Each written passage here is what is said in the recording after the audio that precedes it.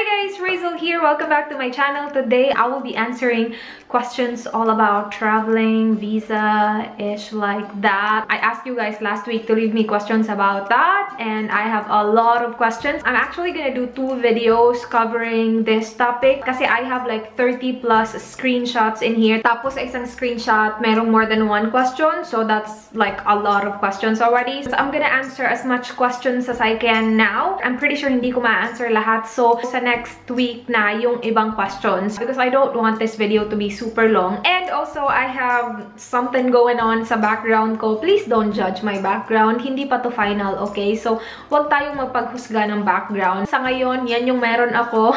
Again, hindi pa to final. Please just don't judge my pineapples right there. Anyway, I will go ahead and start. I'm gonna start with enjoy life, love, food. She has 3 questions. Number 1, what country you wish to go next? I really want to go to Japan. Actually, Dan wants to go to Japan as well. So yeah, gusto namin pumunta ng Japan. Number 2, do you still have your US visa? Yes, kasi yung nag-grant na visa is good for 10 years. Number 3, do you plan to go back here in the US? If you will, come to Seattle, itutur kita, char. For now, wala pa ako plano na bumalik dyan, pero I would love to visit in the future. From Miss Jules Siap, hi Ate Race, napansin ko po na madami ka ng hinuhol na mga damit, especially mga panlamig. Does that mean magtatagal na po ba kayo magstay sa Australia? Mga panlamig yung mga binibili ko kasi sobrang lamig dito you guys. And kapag wala kang panlamig, wala. So yeah, kailangan ko talaga sila. Hindi naman as in sobrang tagal. I have a question regarding this na I will answer in a bit. So malalaman nyo kung kailan ako uuwi.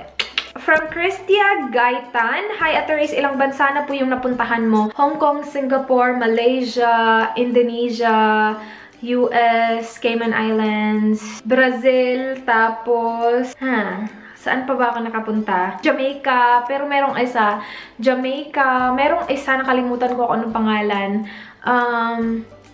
Shoot, nakalimutan ko you guys. Basta somewhere in Caribbean. Hindi ko kinount yung mga layover. Kapag sinali ko yung mga layover, as in sobrang dami, pero hindi ko na-count na as in nakapunta na ako doon kasi hindi ako lumabas ng airport. From Irish Jane Mondido, meron siyang 3 questions. What are your top brand and color ng nail polish? Gusto ko ngayon, Sinful Colors, tapos SC din. I have used OPI and okay naman sila. So yun. Number 2, what are your beauty airplane tips for short and especially pag travel ng long hours? Bring something to keep you warm kasi kahit na short or long yan, at least for me sobrang lamig sa airplane. And then, one must-have sa akin is yung hand cream kasi sobrang nagda-dry yung skin ko kapag nagta-travel ako. Airports, airplanes, make your skin dry. So, I always make sure I have those. And sa long flights, make sure na magdadala ka ng mga personal essentials like toiletries and ish like that because you do not know what will happen and you're gonna stay in the plane for long hours. Like, you know, toothbrush, girls, panty liners. This is TMI per sa long hauls, I bring extra underwear kasi wala lang. Gusto ko lang mag-bring ng extra underwear. From Chinky Nazareno, yads, kabauman ko wala kayo ka na homesick pag abroad nimo. So, lahi na lang ako ipangutana.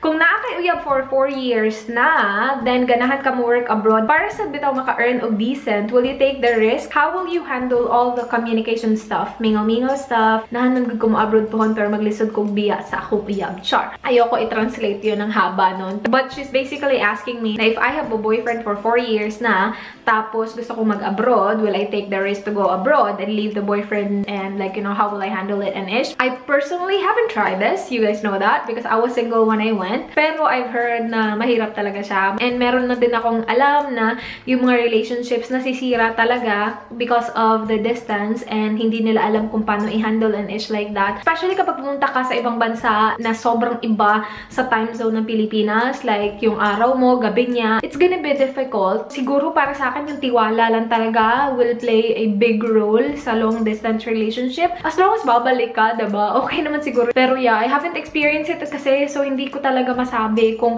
paano ko siya i-handle. From May Kiofta, hello Ate Race, ask ko lang para sa mga first time mag-travel, ano pong mas maganda? Yung dito lang muna sa country or sa ibang country agad? God bless. I love you Ate Race. I love you too. Thank you so much. Kung ako lang naman, I suggest mag-start kayo sa Pilipinas muna. So, alam nyo kung ano yung feeling pagsakay nyo ng plane. You know what I mean?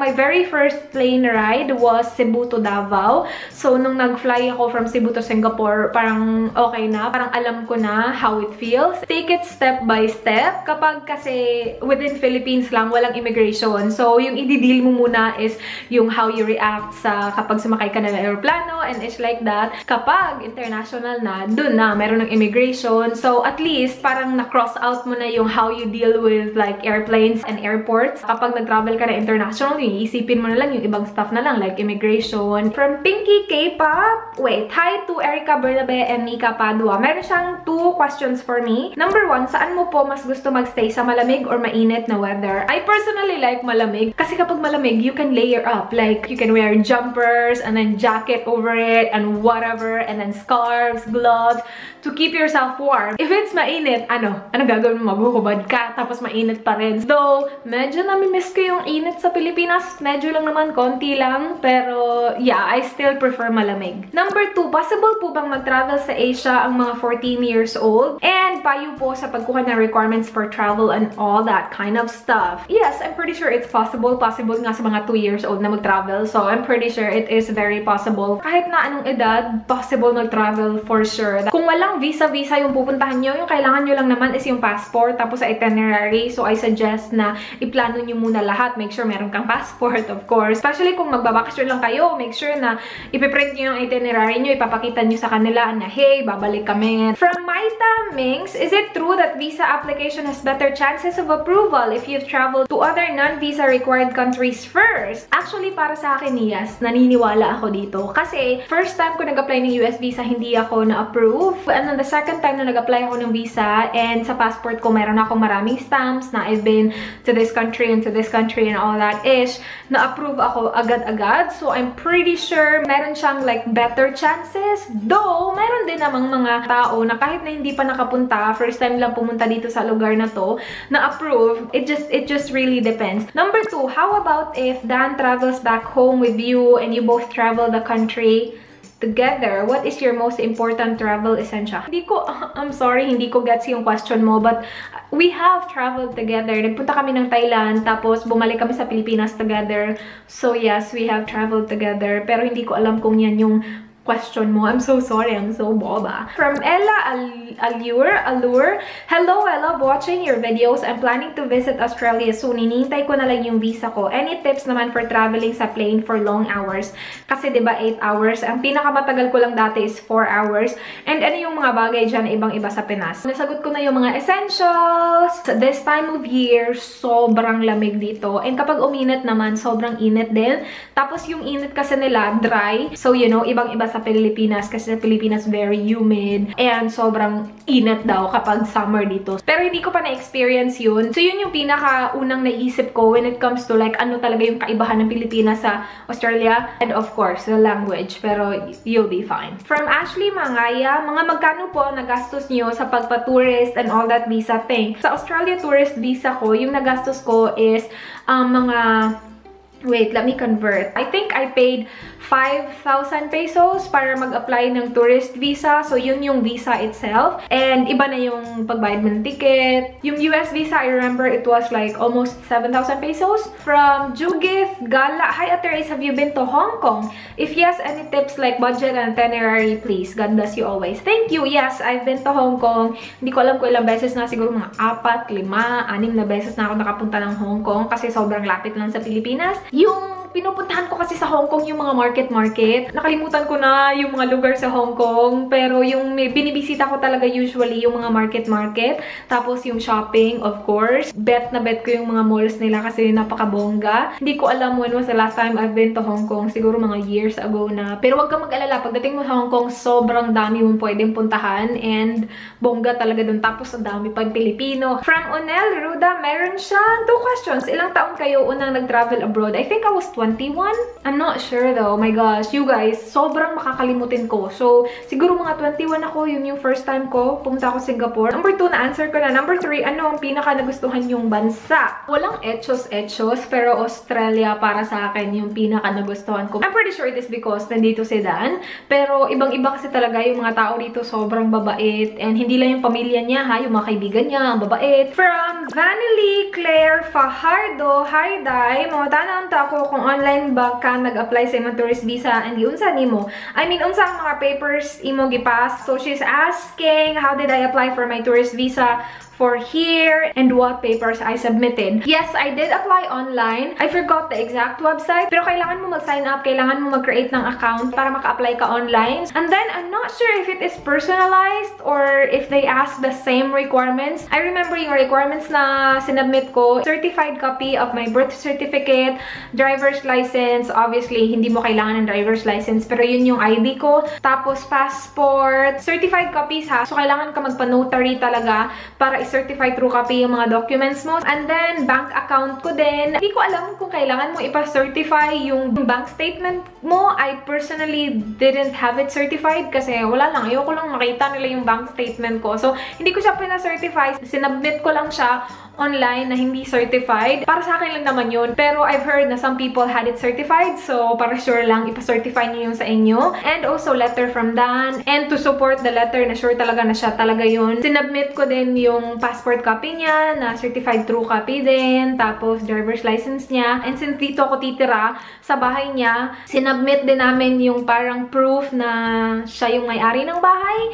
Something like that. So yeah, yun yung mga requirements na natatandaan ko. Pero as soon as you sign up, mag-create ka ng sarili mong account, makikita mo doon lahat ng requirements na dapat mong isubmit. Meron silang checklist, pero yun yung mga pinaka-importante. Yung sinabi ko kanina. From Virgit T, gusto mo po ba mag-work dyan? Yes, if I can. Pero hindi ako pwede magtrabaho kasi yung tourist visa, wala siyang work. Hindi ka pwede magtrabaho. Ayoko namang suwayin ang immigration chart. From Chelly Miha, hello Race. Please, kung paano makakuha ng visa sa US or Japan. First timer po ako at gusto ko lang ng idea what to do and what to expect. Also, kailangan ba may malaking pera sa bangko at relatives para ma-approve? Magkano binabayad sa visa? At kung ma-denied, ilang months pwede mag-re-apply ng visa? I think it's 6 months before ka maka-apply ulit. I'm pretty sure it's the same with Australia. I can be wrong though. Maybe it is 3 months or 6 months. I forgot. I don't think kailangan na as in sobrang laking pera. Depende siguro kung ilang days ka dun sa pupuntahan mo.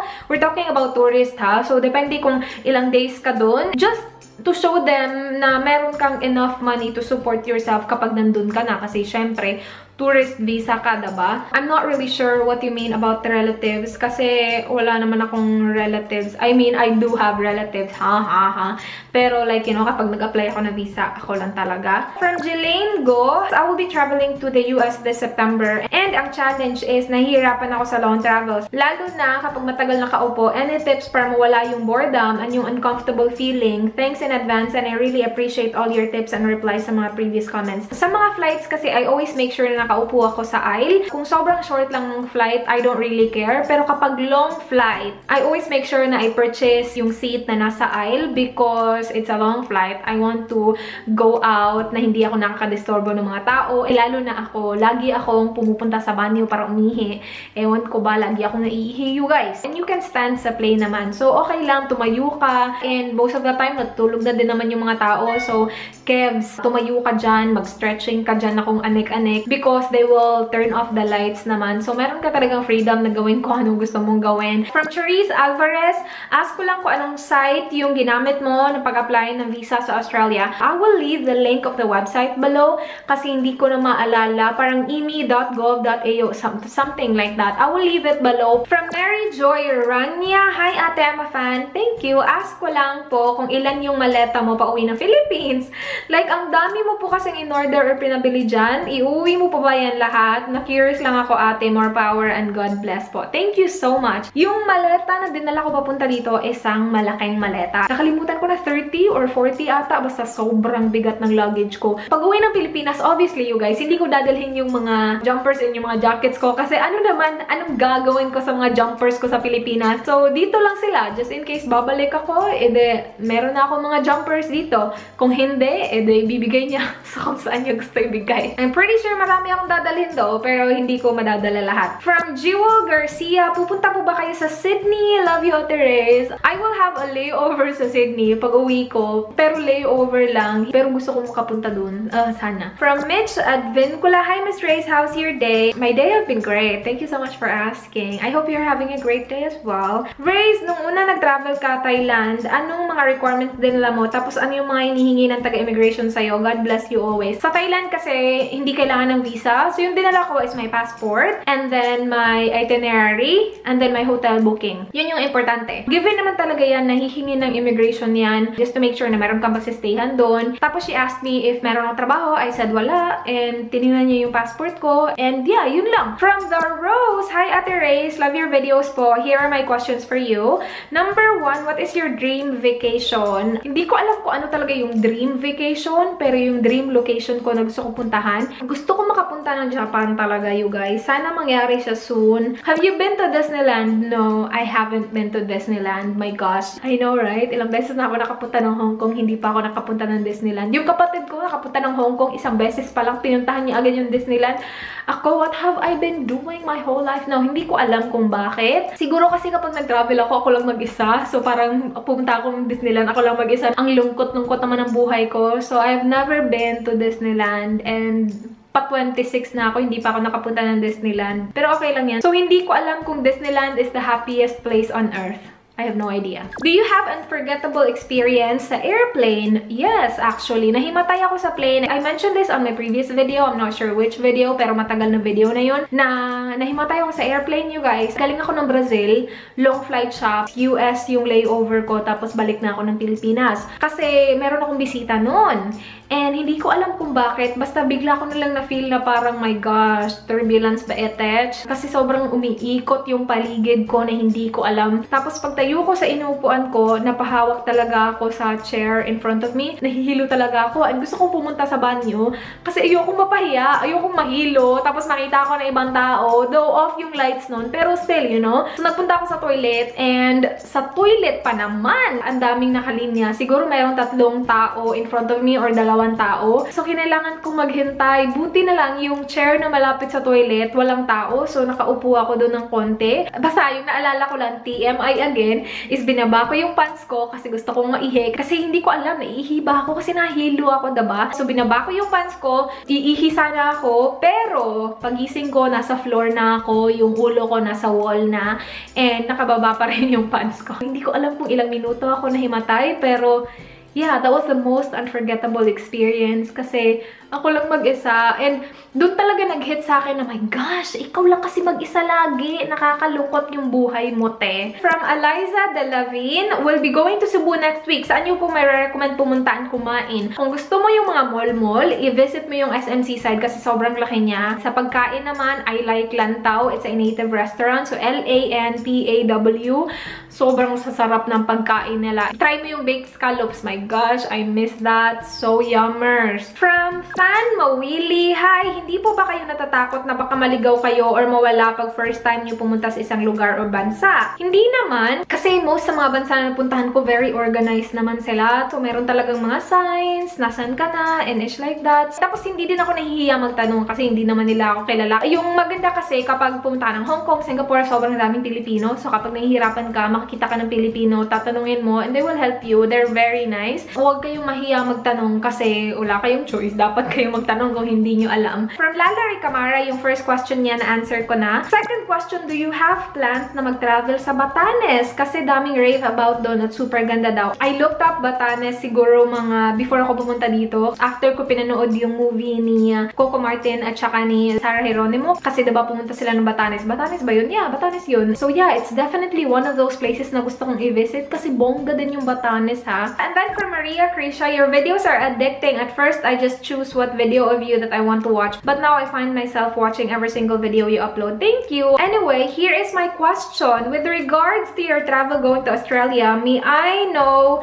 how much did it cost you, including visa, plane tickets, and other processing of necessary documents? Sana ma-include to sa next Q&A mo. Sabi ko na yung visa was around siguro 5,000 plus. Yung ticket papunta dito, yung nabayaran ko almost 20k kasi parang last minute ko siya binook. Ayoko kasing i-book yung ticket ko na hindi pa ako sure na approve na yung visa ko. So, I waited for my visa approval before ko siya binook. So, yeah, parang last minute na siya kaya medyo mahal. Hindi ko siya binook ng round trip kasi I was thinking, hindi ko pa kasi alam talaga kung kailan ako babalik. But then, after thinking about it, I was like, you know what? Just to be safe, ibubook ko na lang yung return ticket ko and kapag sure na ako, i-change ko na lang siya. So, yun pa lang, mahal na siya. Kasi kapag round trip yung binook mo, makakasave ka eh. And then, after a few days, I decided to book my return ticket kahit na hindi pa final yung dates. Kasi natatakot ako na baka tanungin ako ng immigration, baka hanapan ako ng return ticket kasi nga yung visa ko 3 months lang. So, I decided to book it. And I think I paid 13,000. And yes, you guys, if I say I paid, ako, pera ko yung binabayad ko. Kapag naman si Dan yung nagbabayad, sinasabi ko naman. Kasi merong mga tao na nag-a-assume agad. Tapos, yung mga requirements, kailangan mo siya ipanotarize. Pagpapanotaryo sa Pilipinas, hindi siya mura at all. Nakakaloka ha. Tapos, ang dami ko pang pages na kailangan ipanotarize kasi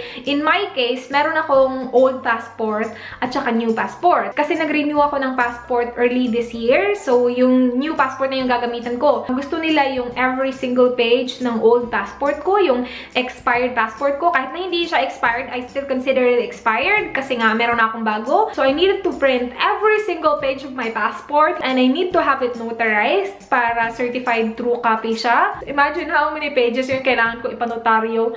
Ang mahal, nakakaloka. Kasi every page yung bayad. Kasi dito sa Australia, free yung certified true copy from Justice of Peace.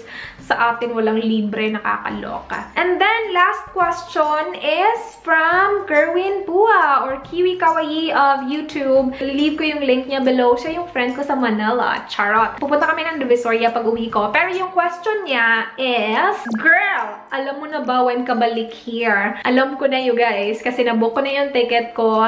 I have a confession to make. Charot, confession. Pero, I extended my tourist visa and I got approved. You guys, I got approved in less than an hour. I did it online ha. So, yung extension ng visa, pwede ko siya i-apply online. I did it online. I needed to start all over again, submit all the requirements again. And in less than an hour, I got approved. So, I can stay here till October.